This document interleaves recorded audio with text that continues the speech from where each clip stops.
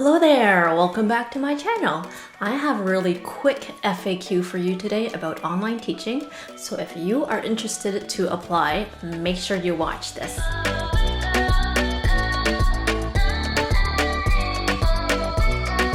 So you probably want to know if you're qualified to teach English online, right? So there are 4 basic requirements for most companies. So the first requirement is that you have to have a 4-year bachelor's degree. So the good thing is that it can be in any discipline at all. As long as you have that 4-year degree, you're good to go. Number 2, eligibility to work in the United States of America or Canada. That's the second thing. So if you're okay with that, then you've satisfied 2 requirements already. The third one is that a lot of companies do require a teaching certificate. So for me, I have a TEFL or a TEFL certificate that stands for Teaching English as a Foreign Language. Once you have that certificate, you are pretty much set, as long as you have the 4th one too. The 4th one is experience with kids. So they do require at least 1 year's experience with kids. But the good thing is that it can be any experience. So it does not have to be teaching in a formal setting to kids. It can be something like volunteering at your church to do work with kids, or it can be reading to kids, or it can even be babysitting.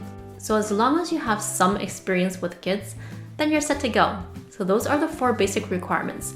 But be sure to check each company individually because some requirements may differ. So your next question might be, how much money can I make teaching English online? So my answer to you is it really depends. It depends on a lot of factors. It depends on what is your base rate of pay when you start. Are you able to hit incentives and bonuses each month? How many classes are you willing to teach? So those are all factors that determine how much money you can make per month. And it can fluctuate widely from month to month. It can be a few $100s, it can be a few $1,000s. So it's kind of hard to say how much money you'll make online. For example, when I first started, I only made a few $100s. But as I'm seeing my classes increase, as I'm teaching more, that number is going up. So it really depends on a lot of factors. I would encourage you to check out the companies and check out what their base rate of pay is and how high they can go. A lot of companies, they just range about $22 to $24 an hour. Now, once you're hired, what do you do? So you've already done all your research, you've done the interviews, and now you got hired. How do you start? A couple things I would recommend. So the first thing is make sure you have all your equipment. So all your devices, make sure you have a good working iPad, an internet connection.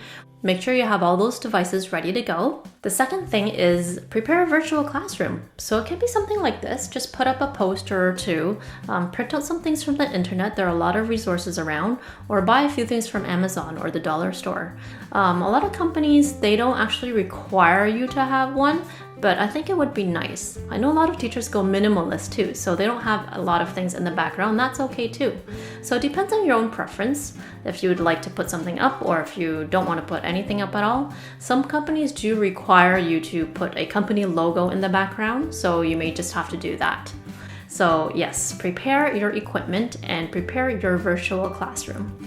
Another common question about teaching English online: how is the scheduling and bookings? That's a great question. I was worried about that too at the beginning, but it's not too bad. So you can actually set your own schedule. So right now I do teaching in the morning and then I do teach some classes in the evening. So if you're not able to teach them, you close up the slots. The slots you want to teach, you open them. So it depends on the company. Some companies will have parents book classes, some will book the classes for you. So as long as you have those slots open, then the classes will fill up.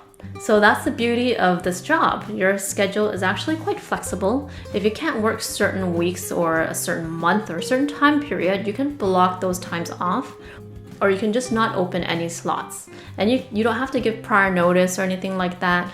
I know a lot of teachers will give a bit of notice, so they'll send just a quick message to parents, for example, and say, oh, by the way, I'm going to be on vacation for a week, so I won't be available that week to teach. So you can do that. So it's very flexible. You don't need to get approved for time off or anything like that. So next question, do I have to give homework to students? And I'll give you the answer based on the companies that I'm with. I don't want to speak to other companies because I don't know their procedures. But for palfish, I don't give any homework at all. So there's no assignments, nothing like that. The only thing that comes close to that is you may give recommendations to your regulars. So for example, if they need work on pronunciation, you can write down in your feedback, next class, we're going to work on some pronunciation, including certain words or target sentences or something like that. For vipkid, they do have assignments, but you don't have to do anything to prepare them. They're actually in the curriculum, so you just tell the student that you need to do this, and then in the next class, we're going to review it. So that's all you need to do. There's no additional work you have to do outside of class. So another common question that teachers may have is how long are classes and how big are the classes? So the classes that I do, they're 25 minutes long and they are one-to-one. So it's just the teacher and the student. So there are some classes that run slightly longer, so they can run up to 1 hour, but I understand that you get breaks. I haven't done any of those classes yet. So I don't know how that works, but some of them do run 1 hour, for example, in vipkid. And class size for vipkid and for palfish, I just do 1-to-1. But I know that in other companies, there are group sessions, so you may teach 2, 3, or even 6 kids all at once. I don't think I can handle that, so I'm okay with 1-to-1 classes.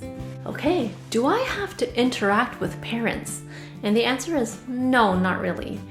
So far, I have not interacted with any parents outside of class, so they may show up on camera, they may be beside their child during class, but there's minimal interaction with them. I've spoken to maybe 1 or 2 parents and to discuss, what their child was doing, but really not too much. And outside of class, I haven't contacted or talked to any parents at all. However, I do know for vipkid, a lot of teachers will choose to use WeChat and they will communicate with the parent that way. So aside from that, there really is not a lot of direct communication with the parent. I know actually a lot of teachers, they have a very good relationship with the parent through WeChat because they've taught their particular student for a very long time. But I'm not in that position right now. I've only started, this year. So I don't really interact with the parents too much. And there's no requirement for you to do that as well. The next question, do I have to create the course material? And the answer is no. For palfish and for vipkid, they provide you with the slides that you have to teach the child. So there's no preparation work in terms of curriculum for these 2 companies. I know that there are companies out there that require you to actually create the curriculum. I know OutSchool is one, and that's pretty popular right now.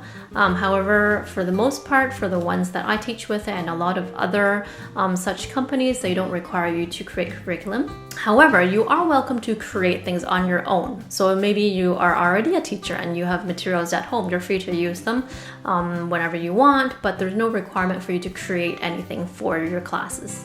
And very last question related to pay as well. How do I get paid? So you're a contractor, you're working for a company that is located in China. How do you get paid? That's a great question. So first of all, there are a few options. A lot of teachers will use PayPal, but I understand the conversion rates aren't that good. For myself, I use TransferWise, so I live in Canada, so TransferWise is used by many Canadian teachers, and many of us are satisfied with how it works. So if you're planning to use TransferWise, I do have a tutorial here that will teach you how to set it up in vipkid portal. Other than that, some companies will use just direct deposit, and for palfish, for example, they use another company similar to TransferWise, and they call it Payoneer. So you have to search around for this one. A lot of companies, they have different options. A lot of them only have one option, so there's nothing else that you can do except go for whatever option they have.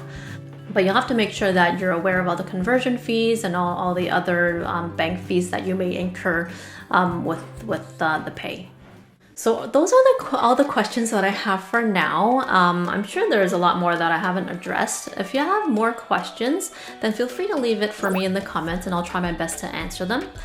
Just to note that I'm not a veteran teacher. I just started this year in February. So whatever I'm telling you now is based on my own experience and what I've learned so far. And I think that these questions are a lot of questions that a lot of new teachers have.